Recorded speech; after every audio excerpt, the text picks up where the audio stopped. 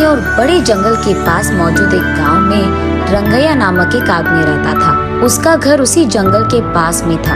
उस घर में वो अपने बीवी और बच्चे के साथ रहता था। रंगैया उसी जंगल में पेड़ों को काटकर उन लकड़ियों को बाजार में बेचकर कमाए हुए पैसों से उसका जीवन चलाता था। ऐसे ही एक दिन लकड़ी काटकर उसको बेचकर आए हुए पैसों को घर ले आता है रंगैया।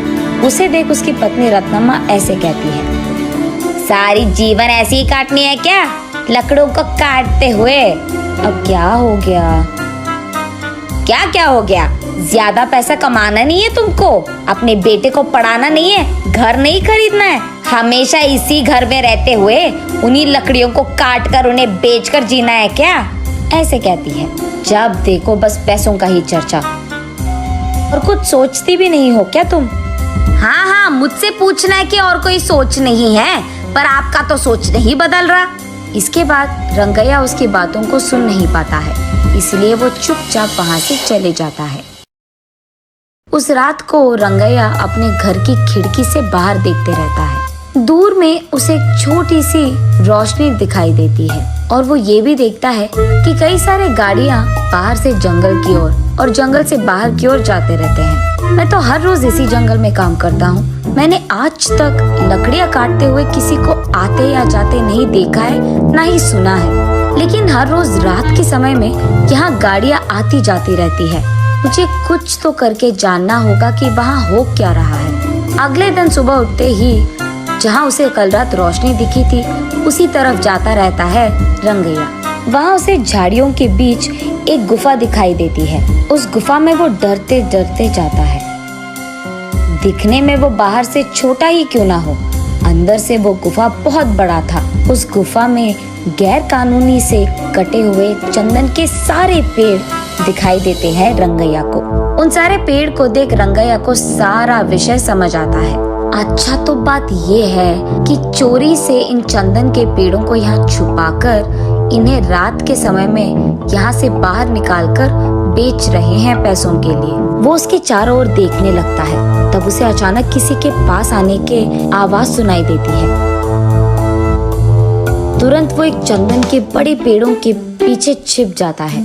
कुछ देर बाद घर जाने की कोशिश में वो उठने के लिए सहारा के लिए नीचे मौजूद पत्थर पे हाथ रख के अपने आप को उठाने की कोशिश करता है। बस पत्थर अंदर गिर जाता है और वहाँ एक छोटा सा दरवाजा खुलता है। रंगैया उस द्वार के अंदर मौजूद सीढ़ियों से नीचे गिर जाता है। तब उसे समझ आता है कि ये गुफा उस गुफा के अंदर है। तब वो देखता है कि उस गुफा में कहीं ऊपर से थोड़ी सी रोशनी आ रही थी। चारों ओर अंधेरा था, लेकिन वो रोशनी जिस दिशा में गिर रहा था वहाँ बैंगन का छोटा सा एक पौधा था। उस पे लंबे और बड़े अच्छे बैंगन फूले हुए थे।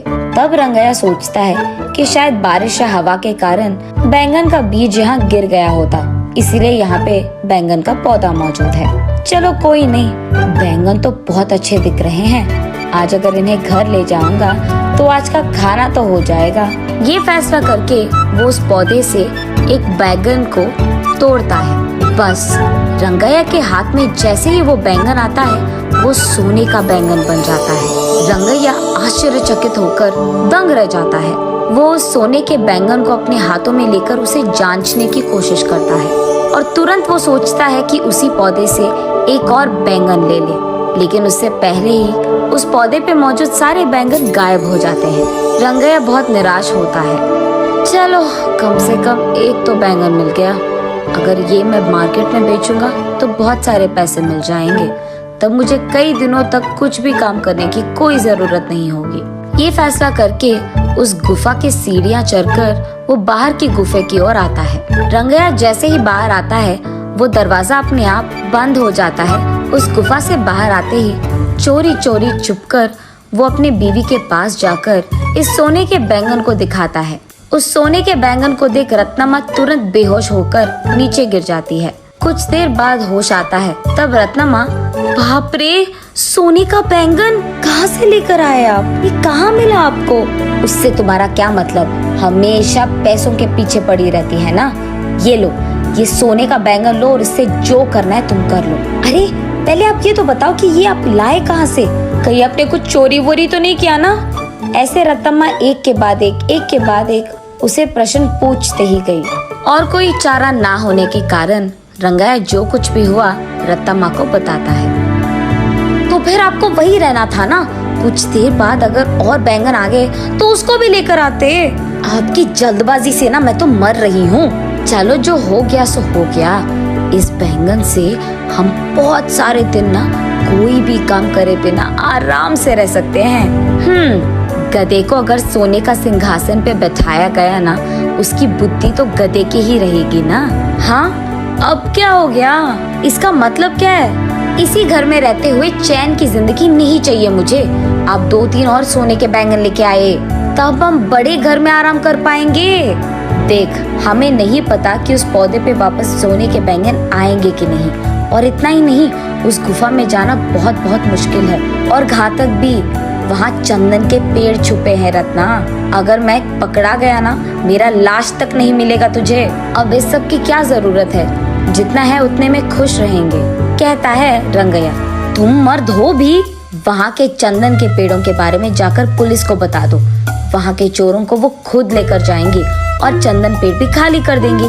तब गुफा पूरा खाली हो जाएगा। यहाँ तुम्हारे अलावा किसी को भी नहीं पता कि उस गुफा में एक और गुफा छुपा है। इसीलिए जब चाहो तब तुम उस गुफा में आ सकते हो और जा सकते हो। वैसे ही अगर उस बैंगन के पौधे पे और बैंगन उग गए तो उसको भी लेकर आ सकते हो आप। इसको ये सोच आया पर मुझे तो नहीं आया, पता नहीं क्यों। ऐसे रंगैया अपने मन में सोचता है। ठीक है, वो सब मैं देख लूंगा। तुम फिलहाल इस सोने के बैंगन को बाजार लेकर इसे बेचकर पैसे लेकर घर आओ। ये कहकर रंगैया उसके घर से सीधा पुलिस स्टेशन जाता है और गुफा में हो रही गैर कानूनी व्यापार के बारे में उनको बताता है। पुलिस वहां आकर सबको गिरफ्तार करते हैं और चंदन के पेड़ों को भी वहां से खाली कर देते हैं। अब इस कारण गुफा में डरते हुए जाने की कोई जरूरत नहीं थी रंगैया को। अगले दिन वो उस नीचे वाली गुफा में बैंगन के पौधे के पास जाता है। तब वो देखता है कि वो पौधा बैंगन से भरा था। इस बार वो एक बैंगन को लेकर जल्दबाजी में दूसरा बैंगन लेने ही जा रहा था कि सारे बैंगन गायब हो जाते हैं। तब रंगैया को समझ आता है कि असली बात ये है कि बैंगन रोज के एक ही मिलते हैं। ऐसे वो उस दिन के लिए एक सोने का बैंगन लेके घर चले जाता है। तब रत्तम्मा उन सोने के बैंगन को बेचकर आए हुए पैसों से एक बड़ा बंगला खरीदती है। तब से जब भी रंगैया को पैसों की जरूरत थी, वो उस गुफा में जाकर बैंगन लेकर उसे बेचकर आए हुए पैसों से खुशी से रहता था। जल्द ही रंगैया और रत्तम्मा उस गांव के ही जमींदार बन जाते हैं और खुशी से जीते हैं।